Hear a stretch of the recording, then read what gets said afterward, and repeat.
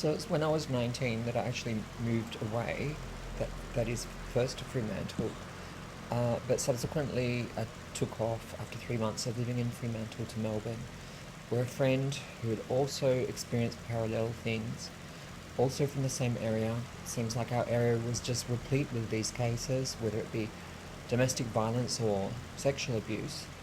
Um, she was already there, and so I stayed with her for a couple of weeks, and then I had to try to find my feet. And I wouldn't mention the Badlands, our area, unless, of course, like the question of class really impacted, and resources had none. I was cut off from them.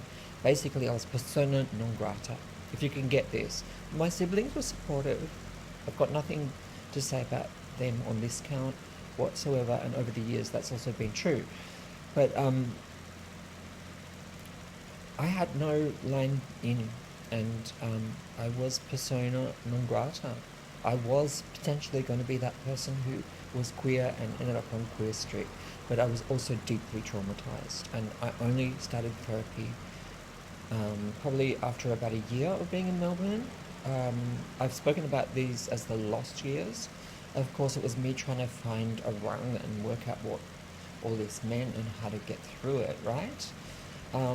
But I basically felt abandoned, and like, how did I get through it? How do you survive? How do we survive? I was asked in that SBS interview. Well, all I've got to say is, quite frankly, that sometimes it's through forms of self-medication when not medication. So yeah, I mean, I didn't end up on Queer Street forever though. Maybe I ended up on, Shakespeare Grove. Just joking. This was Melbourne. I did survive. Did it really hard. And that's a whole other chapter of the book. Metaphorical book. Yeah. Out of all this, I've still been dealing with all of this without calling it trauma, I guess, properly, for so many years. My instinct was to try to make a life for myself. In fact, that's what I did. But, like the question of my identity, the question of my sexuality was and has for a while been an unanswered question. There was a period where I was starting to connect with people, and, like I'd rejected the family, or the idea of the family, not the whole family. All the damage that it had done, all the secrets, lies, and silence. And I thought, there's a healthier way to live, surely. I don't want to be anything like this forebear. And that included not being a man, because I had a deep-seated instinct that I wasn't, and I tried in my early 20s at that stage to pick up the thread and cross-live and begin social transition. I was very androgynous.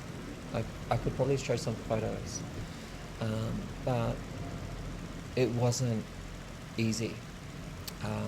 Lots of physical violence and verbal violence in the street, on trams, in shops. I mean, to the extent that people would get out of their cars and chase me down the street and try to hit me, throw stones at me. Like really, really horrible behaviour.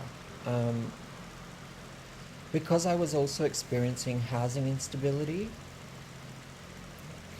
I kind of thought, like, I can't go ahead with this whole transition thing, even though I know that it's what I have to do, because I'm going to be marginalized in every fucking way possible, and I'm going to bear the brunt of psychological and physical violence that I just can't get through right now. I need some kind of security.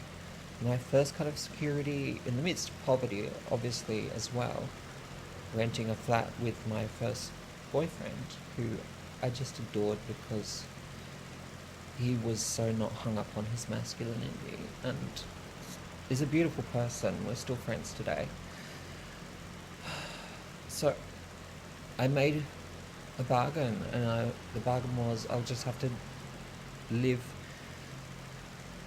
on this kind of compromise and hopefully find a safe space. That first relationship provided me a safe space. We always talked about my gender stuff as well. And same with my second relationship. It always feels, though, that for someone who's a survivor of all this, that the world is not a safe place. And it wasn't for trans people. It isn't, to a large extent, even today. But having capital, having resources creates a wall.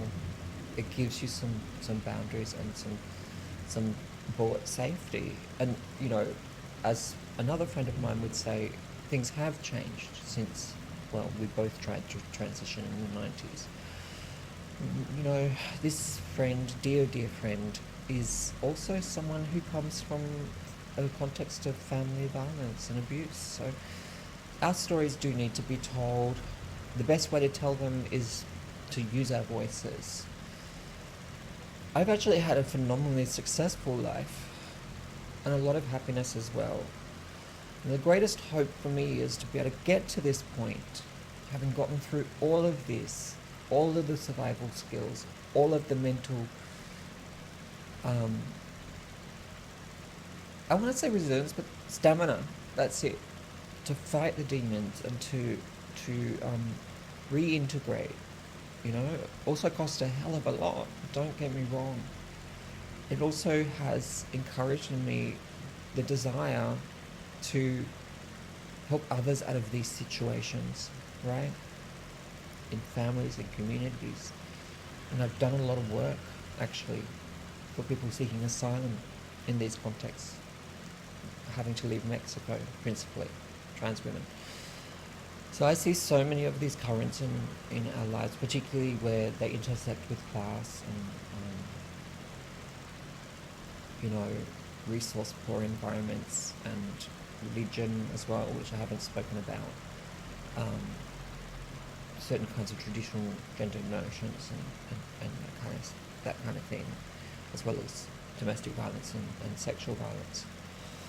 I just really do think we need to become the sayers, those that tell our stories, because they matter, and we can actually change the world, because those of us who are marginalised in multiple ways, we have a different perspective on the taken for granted, the naturalised views of our society, its institutions, including the law, you know, especially vis-a-vis redress from family violence and domestic violence. We have so much to offer. That's why I'm still here, because I believe in something different, right? And that's why I transition, because I believe that I can just be in my own skin and be that safe space for myself and for others. So thanks for hearing me.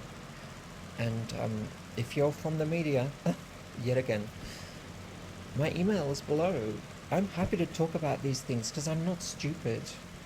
Not only am I a survivor, and not only do I provide testimony for the realities of violence and getting through suffering and trauma, but I actually have a lot of really good ways of talking about these issues.